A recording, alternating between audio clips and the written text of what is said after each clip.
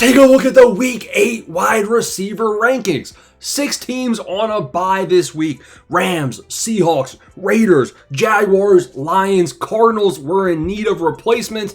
Look no further than this tier list. We're going to break down every single player's outlook and some of the best replacements for your lineup in Week 8. Please smash the like and subscribe button. Starting off, this is our Week 7 rankings. We're missing a couple names because it just refreshes, but pretty much we're going to factor in not only the weekly rankings, but also rest of season, so make sure you're listening and listening closely. S tier from Week 7, we had JSN and Memorial Saber. I haven't seen either of these guys play. I'm making this on Monday night before the games have concluded, before they've even started, so I think both of these guys are safe to remain where they are, barring anything crazy, barring injury. Keep in mind, both of these guys are missing.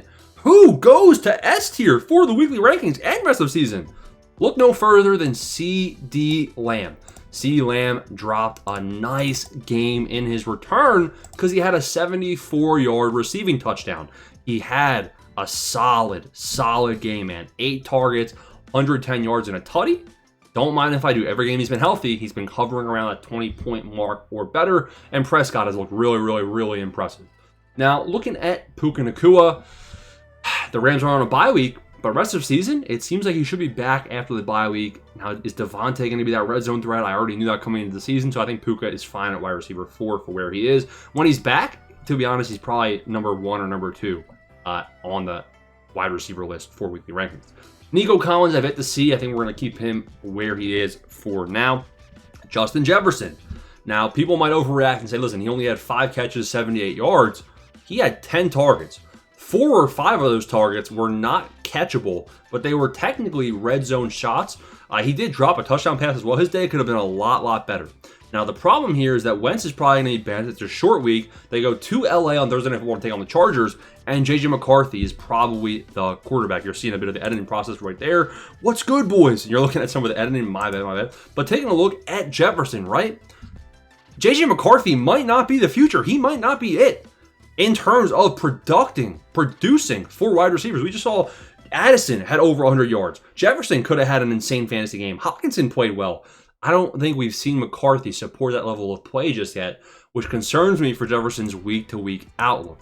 Drake London, he was heavily involved, man. Heavily involved. I like Drake London a lot. He's my wide receiver 5 for the rankings. Rome Odunze has to fall. I've been hyping this guy up a ton, and he disappointed with a not-so-good performance. So he's going to have to fall back down these rankings. Jamar Chase is going to have to jump back up. Rashee Rice is going to have to jump back up as well. I don't want to put Rashee Rice in S tier just yet. I don't want to put Jamar Chase in S tier just yet. Let me see a little bit more.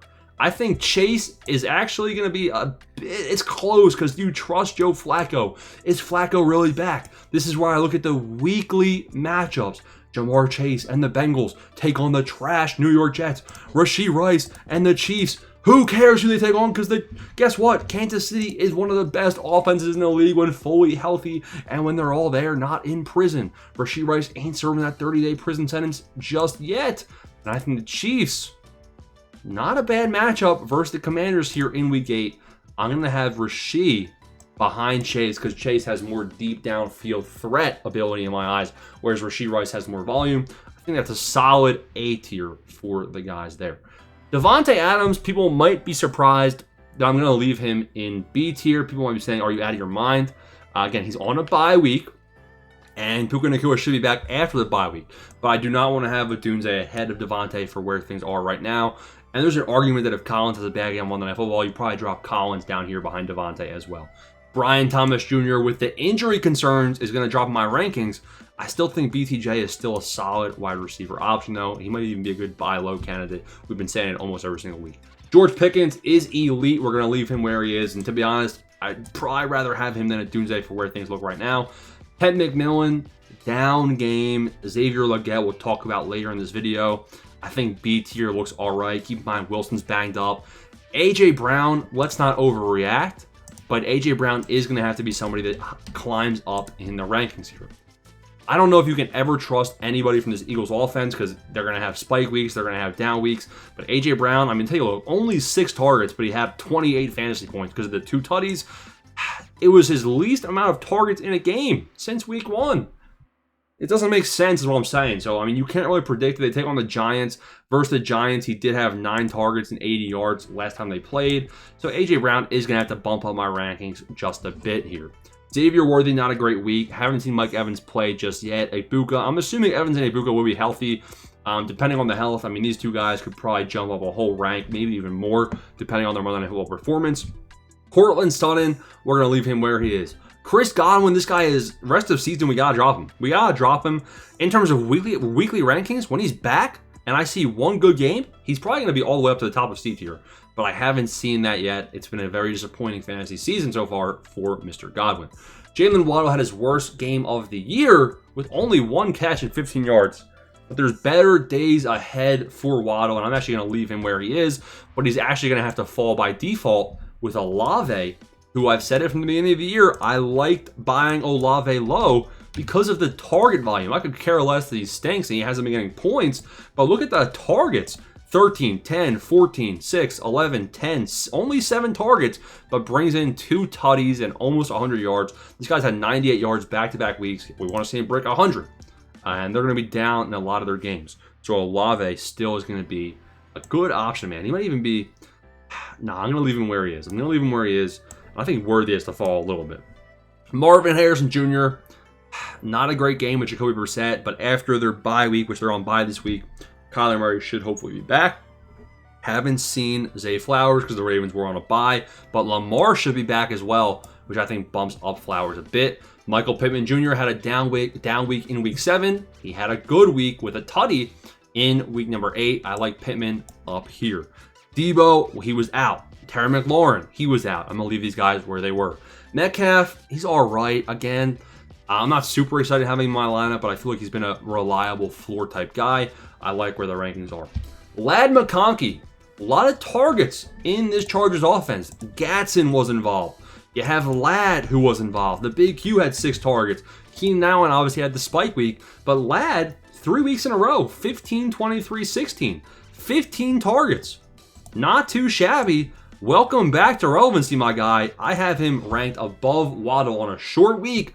Chargers at home, must-win game right here for LA. Ricky Pearsall, banged up, hard to rank him. T. Higgins had a good game with Flacco, but I still don't want to put him up here in the C tier just yet. Let me see some more.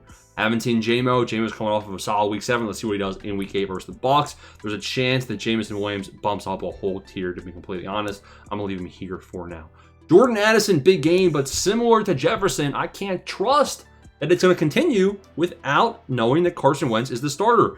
If Wentz is the starter, I'd rather have Jordan Addison in my lineup than Jalen Waddle. If McCarthy's the starter, then let me have this ranking right here. Devontae Smith, massive game. He actually had a lot of targets for this Eagles offense. Problem is, if we take a look at Devontae Smith, it's the same story. Volatility. Take a look. 4, 9, 20, 4, 19, 9, 33. Versus the Giants, he had 4 catches, 49 yards. They take on the Giants again. This one's at home. I do think Devontae Smith can be more trusted, but how much more trusted, right? So I'm actually going to leave him where he is. Keenan Allen obviously has the massive game, the big spike week. I'm going to put Keenan Allen up here ahead of Metcalf. And I think even Devontae Smith might have to bump up a little bit. But I can't bump him up too much. I think Godwin actually has to fall in these rankings a little bit. Debo's probably fine. Honestly, I think Metcalf is kind of on the same level as these guys right here. And I actually like this as my ranking. Devontae or Jameson's tough, but you're starting either one of them. Stephon Diggs, decent game for the Patriots. I'm going to leave him where he is. DJ Moore, going to stay where he is. Jacoby Myers, going to stay where he is. Golden had a bad game. Dobbs probably has to be your weekly starter over Matthew Golden. And I think you can trust Romeo Dobbs, especially with bye weeks this week. Put Dobbs in your lineup. I don't think he will let you down. Juwan Jennings, not great, I don't think. If we take a look at what Juwan Jennings has done this season, is there anything here that incentivizes you to throw him in your lineup? No, he hasn't had more than 7 points once. Even, I mean, sure, week 2, he had 10 targets, he had a good game, 20 points. Besides that, you know, he had 7 targets, sure, but it wasn't good. And the tough Texans defense. Now, the good news is that Brock Purdy should be back, but it's also National Tight End Day, and Kittle's probably going to have all the targets and tutties in that offense. I don't want to start him. I'd rather start Shakir. I'd rather start Coleman, even though both of these guys didn't have best games. Josh Downs coming off of a concussion. I'd rather have Josh Downs than Keelan Coleman than Jennings. Jerry Jeudy, he's pretty much just mid. Like Dylan Gabriel and the Browns didn't really have to do anything because of how much they dominated the Dolphins defensively. They didn't have, the game script wasn't favorable. So Jerry Jeudy's only broken 10 points once. He's got to fall. I actually like Shaheed. He's kind of a must-start bye-week replacement in my eyes because he's been averaging 8 points per game. He's got a high ceiling. He hasn't really delivered to it, but he's going to give you a good floor. So I like him where he is. I think you are smart to start Wan'Dale Robinson. I honestly think Wan'Dale is up here ahead of Jacoby Myers. I think you start him if you haven't, especially if you need somebody on a bye week. Darnell Mooney kind of missed some downfield opportunities in this Falcons Sunday Night Football loss. If we take a look at Darnell Mooney, 5 targets. He still had 10 points. Deep downfield threat. I think Darnell Mooney has some better days ahead. I'm putting Mooney in my lineup as well. And I think this is a fair E-tier ranking, especially with the bye replacements. You're probably starting Hollywood Brown as well as a bye week fill-in. Keep in mind, though, a lot of mouths to feed on this Chiefs team. And I don't know, without the touchdown in week 7, was Hollywood Brown really going to be anything, or was he droppable? He was droppable. 2 catches, 14 yards, and a tutty. You still can't really trust him. Travis Hunter with the BTJ news rises a lot. Travis Hunter rises all the way up to the top of E tier with the BTJ injury. There's an argument he could go even higher, but let me see it before I believe it. Cooper Kupp, good bye week replacement option. Kirk, Palmer, nothing really crazy. Let's see what Higgins does. He could be a riser for Monday Night Football. The big Q must be ranked, and Quentin Johnston will come in here. Honestly, to be honest, I know it's a down game. I'm still putting the big Q as somebody you have to start. Xavier Legette. This guy, sure, it sucks that you have Andy Dalton in there. But taking a look at Legette, breakout game, 11 targets, 9 catches, 92 yards, and a touchdown. 2 out of the last 3 weeks, he's had a touchdown catch. Okay. Xavier Legette, big country. Let's ride. Let's throw him up here in E tier. I think he's a good bye week start if you need somebody this week. Now I'm going to go through real quick and see if there's any names that I am missing from the ranking while we have these guys on a bye week. I still think Wan'Dale Robinson's a good start. Is Calvin Ridley on this list? If so, we need to put Calvin Ridley somewhere. Here he is. Coming off of a tough injury, potentially, we don't know if he's going to be there. To be honest, I'm starting to look at over Hollywood. I'm probably starting to look at over Jeudy. I'm probably starting to look at over him. Calvin Ridley, coming off of an injury, you probably throw him in your lineup. But do you trust him? I don't really know if you can trust him. Kendrick Bourne. Kendrick Bourne had the breakout monster game, followed up with 2 catches on 2 targets. He had 24 points, 19 points, and then two catches for 10 yards. So Kendrick Bourne, where would I put him? Brock Purdy's probably back. Could be a whole new dynamic. I'd probably put Kendrick Bourne right here with Jerry Jeudy, which is a big-time fall-off. Alik Iomanor, another big-time faller. You can't trust him in your lineup, even with Ridley out and the Titans having to pass the ball. He did have 5 targets, but only 2 catches for 30 yards. Disappointing week from him. Calvin Austin is probably down here in F tier as kind of like a last-ditch flex play option. Kayshon Boutte down here in F tier. Malik Washington down here in F tier, but I don't mind starting Malik Washington because I think the Dolphins will have to pass the football. Alec Pierce probably down here at the bottom of F tier. Luther Burden, not too bad in terms of rest of season. I think better days are ahead, but he's down here in G tier.